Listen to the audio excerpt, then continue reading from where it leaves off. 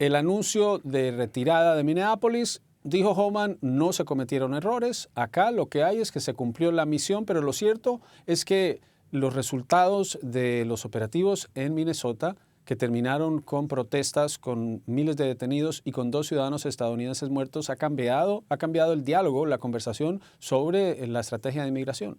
Sí, y por eso llega ahora esta retirada, que es un claro paso atrás, Juan Carlos, pese a que efectivamente en ese anuncio el enviado del presidente Trump, Tom Homan, habló de un éxito y de que el estado de Minnesota ahora es mucho más seguro, pero es obvio que esta retirada llega después de una avalancha de protestas y críticas, no solo en Estados Unidos, sino alrededor del mundo. Vimos esas protestas masivas en Minnesota y en diferentes puntos de Estados Unidos, pero sobre todo el punto de inflexión llegó para mí cuando vimos las críticas desde los 2 partidos políticos, cuando ciertos republicanos también se sumaron a las críticas de las políticas migratorias de Trump en Minnesota, tanto aquí en Washington, en el Congreso, como en el estado.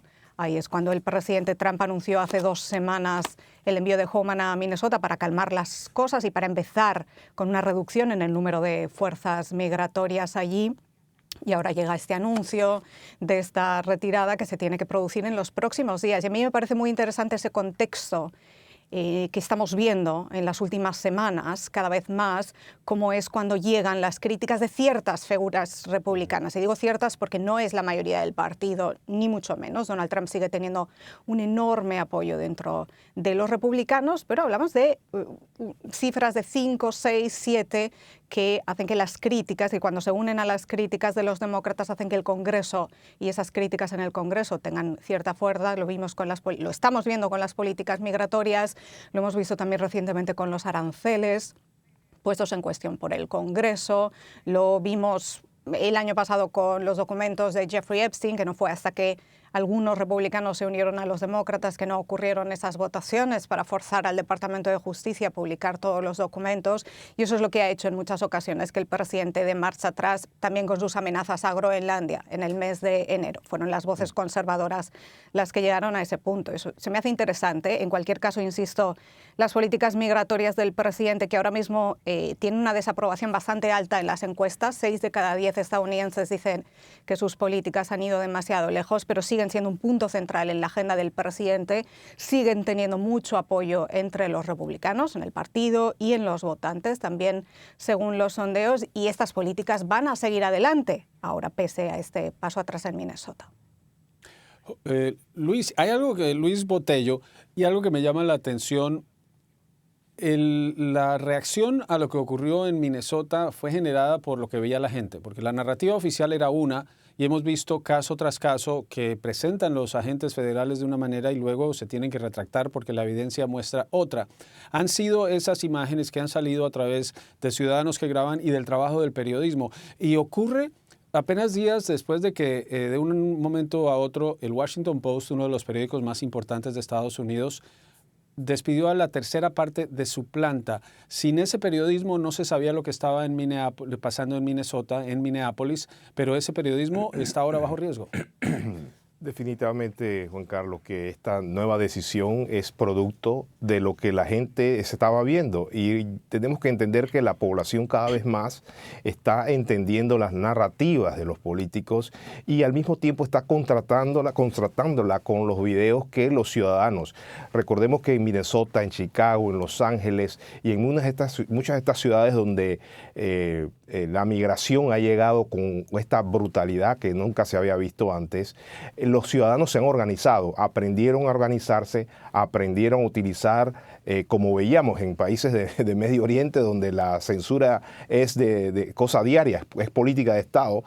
También aquí se aprendió los ciudadanos a documentar, y constantemente el periodismo empezó a entender que tenía que mostrar los facts. Y si vemos en las notas periodísticas, los periodistas siempre decían, por favor, contrasten lo que estamos mostrando con lo que la narrativa de las autoridades están dando. Y era muy claro. Yo creo que eso provocó el descalabro prácticamente de ese ejercicio bastante violento que vimos en Minnesota y en otras ciudades de Estados Unidos, y que cautivó la atención del mundo. Pero yo creo que para mí también lo más horrible fueron los prácticamente las ejecuciones que se dieron de 2 ciudadanos estadounidenses en Minnesota. Y eso se vio prácticamente casi que en vivo porque se estaba filmando todo. Incluso las personas allegadas a las víctimas estaban filmando muy de cerca. Yo creo que esto fue realmente devastador y sin embargo vemos que el periodismo sigue siendo asaltado y lo que está pasando y lo que pasa con el Washington Post y muchos medios de Estados Unidos es que están batallando no solamente con el cambio que se ha dado en el ecosistema mediático en donde la gente consume información de distintas maneras, pero al mismo tiempo está batallando contra las amenazas de demandas legales y sobre todo las presiones que tienen las empresas periodísticas por informar de una manera que no incomode a las autoridades. La firma Gallup, José, esta semana anunció que ya no va a hacer un seguimiento de la aceptación presidencial. Lleva 88 años haciéndolo y dicen que es por simplemente enfocarse en otras áreas, pero lo cierto es que Trump había criticado esas medidas que lo tienen en 39% de aprobación, 59% de desaprobación. Lo menciono porque una cosa son las políticas del gobierno y la forma como las implementa. Estás en Miami, en la Florida, y allí hay descontento por la forma en que se están llevando a cabo estas redadas de inmigración cuando se prometió que se iba a detener a personas con antecedentes y ahora se ve que no es así. Y vemos que venezolanos y especialmente cubanos están siendo detenidos y deportados en números importantes. ¿El tratar de cambiar la narrativa en los medios va a funcionar o ese descontento que se está reflejando en elecciones especiales crees que se va a mantener? Mira, yo creo que tenemos que empezar por dónde comienza esta crisis, ¿no? Y como ha mencionado el presidente Trump, y ya lo han dicho hasta los mismos demócratas, fue un gran error de la administración Biden permitir que la frontera esté abierta de esta manera y dejar que la gente vengan aquí con este descontrol y esta falta de orden. Entonces, por eso empezó el presidente Trump con esta estrategia y este punto de vista, que yo creo que muchas personas en las comunidades, especialmente latinas, han apoyado. Ahora, ciertas cosas han sucedido, hay personas que ahora de pronto se ven afectados porque hasta posiblemente familiares o personas conocidas estén siendo afectadas. Y claro, eso da duro y es muy fuerte, especialmente las imágenes y las gráficas. Pero al fin del día todavía se está viendo apoyo para el presidente, hasta dentro de la comunidad latina con los votantes. Yo creo que hubo en la encuesta de New York Times que salió, no me acuerdo si fueron 3 o 4 semanas, que 3 o 4 semanas puede ser un mundo, pero en esa encuesta se vieron números que no se estaba moviendo tanto el voto en contra de Trump, de latinos republicanos y latinos independientes que habían votado por él. Ahora, latinos demócratas sí estaban sumamente en contra del presidente Trump. Entonces yo creo que por cierta parte las comunidades latinas querían ver orden, querían ver que haya un poquito más de seguridad, que no haya esta situación. Cuando las cosas empiezan a afectarlos personalmente, también tienen una opinión muy fuerte y eso lo hemos visto con la comunidad cubana, la comunidad venezolana. Pero al fin del día, yo creo que la postura de inmigración, esta es una fase primera de asegurar la frontera. Vamos a ver cuál es la fase próxima y hay mucho optimismo hacia el futuro y una reforma posible que pueda venir en un nuevo Congreso. Luis Alvarado, organizas campañas. Como estratega a este momento, ¿qué te dice de lo que es enfrentar a los republicanos y a Trump cuando vemos Texas, cuando vemos elección especial tras elección especial en que los demócratas están sacando resultados que antes no se anticipaban? Pasando. Los demócratas en las elecciones que hemos estado viendo están arrasando. El distrito donde Trump había ganado con un 13%, de repente el demócrata gana con un 10% más, con el pivot, de la péndulo me va de más de 15%.